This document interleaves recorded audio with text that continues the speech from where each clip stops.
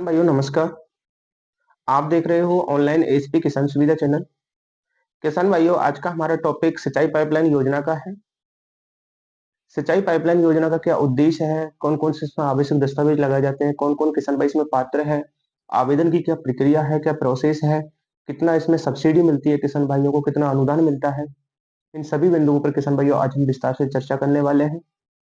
साथ ही में किसान भाइयों, आप वीडियो में अंत तक बने रहें, वीडियो को बिना निकाले पूरा देखें, जिससे कि आपको पाइपलाइन योजना के बारे में पूरा एक जानकारी मिल सके। आप अपने नजदीकी जो भी किसान भाई हैं जो सोशल मीडिया से दूर हैं उनको साथ हमारी भी इस वीडियो को शेयर कर सकें। साथ ही में किसान भाइयों, आप हमारे जो भी नए कृषक भाई हैं वो हमारे चैनल को सब्सक्राइब और लाइक कर दें, जिससे कि आपको समय पर हमारा वीडियो मिल सके और आप उस योजना का लाभ ले सकें। तो किसान भाइयों, बात करते हैं सिंचाई पाइपलाइन योजना का क्या उद्देश्य है। इसके उद्देश्य की बात करें तो किसान भाइयों, हमारे जो कुएं हैं, ट्यूबवेल हैं, उनसे बिना पानी का नुकसान करे और अपने खेतों तक ले जाने के लिए पाइपलाइन योजना को चलाया गया है। पाइपलाइन योजना से आप बिना पानी को नुकसान करे अपने खेतों तक पानी ले जा सकते हो। पाइपलाइन से अगर आप अपने खेतों की सिंचाई कर रहे हो तो कम से कम 20 से 25% पानी की बचत होती है। अब बात करें किसान भाइयों की इसकी पात्रता क्या है, कौन कौन किसान भाई इसमें आवेदन कर सकता है। सबसे जो फर्स्ट पॉइंट होता है किसान भाइयों, जो महत्वपूर्ण जो बिंदु होता है वो ये है कि जो भी कृषक भाई इसमें आवेदन कर रहा है उसके नाम से भू स्वामित्व होना बहुत जरूरी है।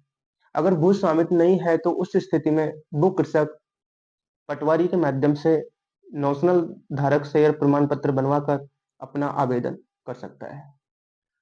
किसान भाइयों, जो समलाती कुएं हैं, ट्यूबवेल हैं, उनमें 4-5 किसान मिलकर अलग अलग अलग अनुदान की अगर बात करते हैं, उनको अलग अलग अनुदान चाहिए होता है, तो वो सभी कृषक भाइयों को अनुदान मिल सकता है। लेकिन उस स्थिति में उन कृषकों के नाम अलग अलग भू स्वामित्व होना बहुत जरूरी है।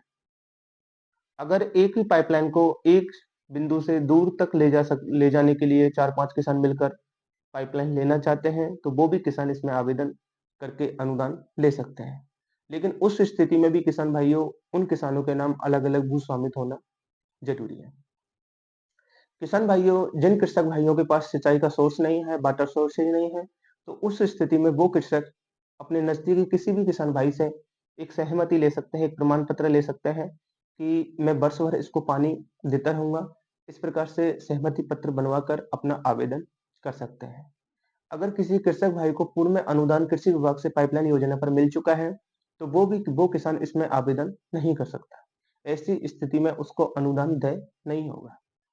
बात करें किसान भाइयों की, आपने पाइपलाइन भी ले लिया है, कृषि विभाग से अनुदान भी ले लिया है, तो उसके बाद जो पाइपलाइन होती है उसकी समस्त जो जिम्मेदारी होती है वो हमारे कृषक भाइयों की होगी। कोई भी प्रकार का खुर्द-बुर्द नहीं करना, पाइपलाइन को नष्ट नहीं करना, वो समस्त जिम्मेदारी हमारे कृषक भाइयों की होती है।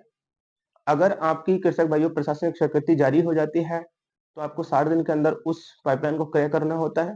अगर आप 60 दिन के अंदर भी क्रय नहीं कर रहे हो तो आपको अंतिम चेतावनी के रूप में 30 दिन और दिए जाते हैं।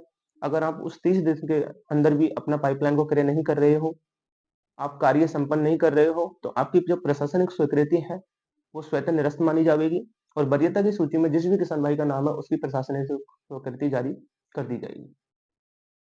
अब बात करें किसान भाइयों आवश्यक दस्तावेजों की, तो दस्तावेजों के लिए किसान भाइयों सबसे पहले तो जमाबंदी होना जरूरी है।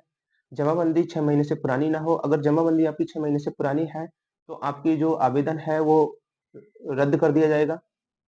उसके बाद किसान भाइयों, आपका ट्रेस नक्शा होना जरूरी है। जन आधार कार्ड है, आधार कार्ड है, बैंक पासबुक की कॉपी है।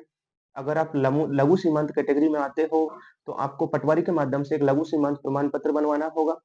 वाटर सोर्सेज है, जो जल सोर्स है आपका, उसका सिंचाई प्रमाण पत्र आपको बनवाना होगा। अगर आपके सिंचाई प्रमाण पत्र नहीं है तो आपको पास के किसी भी किसान भाई का एक प्रमाण पत्र बनवाना होगा कि मैं इसे वर्ष भर पानी लेता रहूंगा। इस प्रकार के कागज बनवाकर आप लघु सीमांत प्रमाण पत्र बनवाकर आप अपना एक फाइल पूरा कंप्लीट कर सकते हो। उसके ऊपर किसान भाइयों, आप कृषि विभाग का जो भी फॉर्म है सिंचाई पाइपलाइन योजना का लाभ लेने के लिए, उसका फॉर्म लगा दें। फॉर्म लगाने के ऊपर किसान भाइयों उसमें अपना एक पासपोर्ट साइज फोटो चिपका दें। इस प्रकार से आपकी फाइल कंप्लीट हो जाएगी। अब बात आती है किसान भाइयों की, हमारी फाइल भी कंप्लीट हो गई है, हमको जानकारी भी मिल गई है, अब हम उसका आवेदन कैसे करें। आवेदन की बात करें तो किसान भाइयों, जो भी कृषक भाई इसमें आवेदन कर रहा है उसके नाम से आप राज किसान साथी पोर्टल या राज किसान सुविधा ऐप पर जाकर नागरिक लॉगिन प्रक्रिया में जाकर अपना जो जनाधार नंबर है उसको ऐड करके आप इसमें आवेदन कर सकते हो। आपको एक ओटीपी प्राप्त होगा, ई प्रपत्र भरकर आवश्यक जो भी दस्तावेजों को अपलोड करके आपका जो आवेदन कर दिया जाएगा।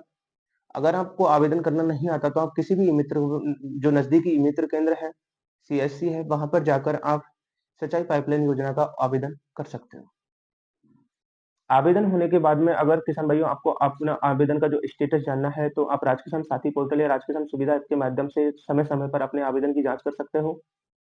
अब आपने आवेदन भी कर दिया है, उसके बाद में किसान भाइयों का थोड़ा कन्फ्यूजन सा रहता है कि अब हमें क्या करना है, तो उसके बाद आपको कुछ भी नहीं करना है।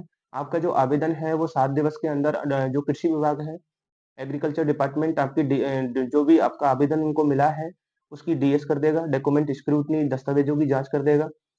सपोज़ दैट किसान भाइयों आपके जो आवेदन है उसमें कोई भी प्रकार की कमी पाई जाती है, अगर आपकी जमाबंदी में है, ट्रेस नक्शा में है, कोई और डॉक्यूमेंट्स में आपकी कोई कमी है, तो आपको जिस भी आपने जब आवेदन किया था तो उस समय जब भी आपके मोबाइल पर एक ओटीपी मिला था, उसी नंबर पर आपको एक मैसेज आएगा।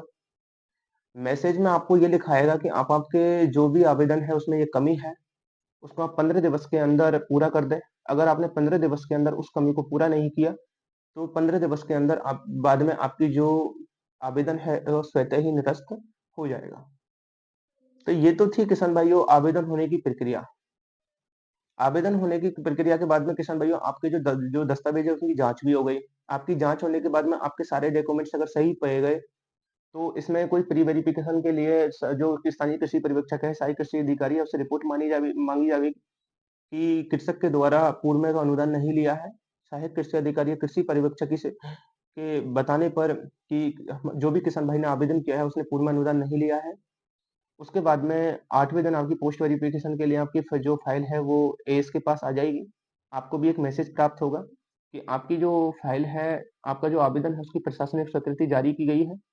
जारी होने के बाद में किसान भाइयों 60 डेज में 60 दिन के अंदर आपको पाइपलाइन को क्रय करना होगा। अगर आप 60 दिन के अंदर पाइपलाइन का क्रय नहीं कर रहे हो तो आपको अंतिम रूप से 30 दिन का और वक़्त दिया जाएगा चेतावनी के रूप में। अगर आप उन 30 दिन के अंदर भी अपना पाइपलाइन का क्रय नहीं कर रहे हो तो आपकी जो प्रशासनिक स्वीकृति है, वो स्वतः निरस्त कर दी जाएगी और वरीयता की सूची में जिस भी किसान भाई का नाम है, उसकी प्रशासनिक स्वीकृति जारी कर दी जाएगी। जारी करने के बाद में किसान भाइयों बात आती है भौतिक सत्यापन की।